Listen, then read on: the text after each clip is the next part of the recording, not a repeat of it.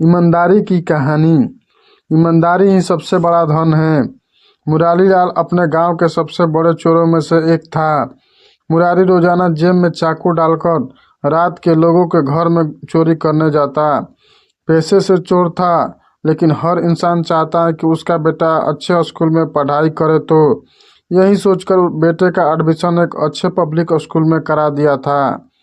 मुरारी का बेटा पढ़ाई में बहुत होशियार था, लेकिन पैसे के अभाव में 12वीं कक्षा के बाद नहीं पढ़ पाया।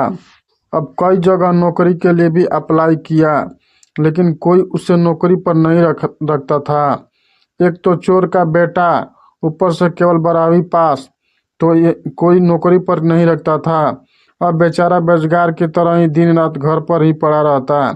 मुरारी को बेटे की चिंता हुई तो सोचा कि क्यों न इसे भी अपना काम ही सिखाया जाए। जैसे मैंने चोरी करके अपना गुजारा किया, वैसे ही ये भी कर लेगा। यही सोचकर मुरारी एक दिन बेटे को अपने साथ लेकर गया। रात का समय था। दोनों चुपके चुपके एक इमारत में पहुंचे। इमारत में कई कमरे थे। सभी कमरों में रोशनी थी। देखकर लग रहा था कि किसी अमीर इंसान की हवेली है। मुरारी अपने बेटे से बोला, आज हम इस हवेली में चोरी करेंगे। मैंने यहाँ पहले भी कई बार चोरी की है और खूब माल भी मिलता है यहाँ। लेकिन बेटा लगातार हवेली के आगे लगी लाइट को ही देखे जा रहा था। मुरारी बोला, अब देर न करो, जल्दी अंदर चलो, नहीं तो कोई देख लेगा। लेकिन बेटा अभी भी हवेली की रोशनी को ही निहार रहा था और वह करुण स्वर में बोला, पिताजी मैं चोरी नहीं कर सकता। मुरारी, तेरा दिमाग खराब है, जल्दी अंदर चल।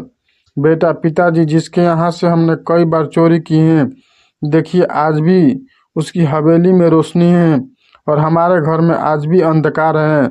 मेहनत और ईमानदारी की कमाई से उनका घर आज भी रोशन है और हमारे घर में पहले भी अंधकार था और आज भी अंधकार है।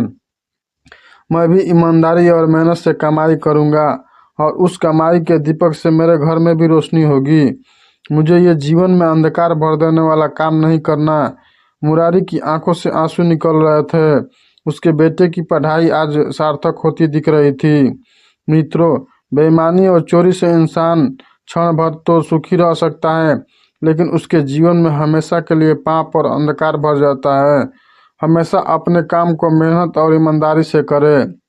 बेईमानी की कमाई से बने पकवान भी ईमानदारी की सूखी रोटी के आगे फीके हैं। कुछ ऐसा काम करे कि आप समाज में सर उठा के चल सके। दोस्तों, आपको ये वीडियो ज़रा भी पसंद आती है तो हमारे चैनल को सब्सक्राइब करें और वीडियो को लाइक करना ना भूलें।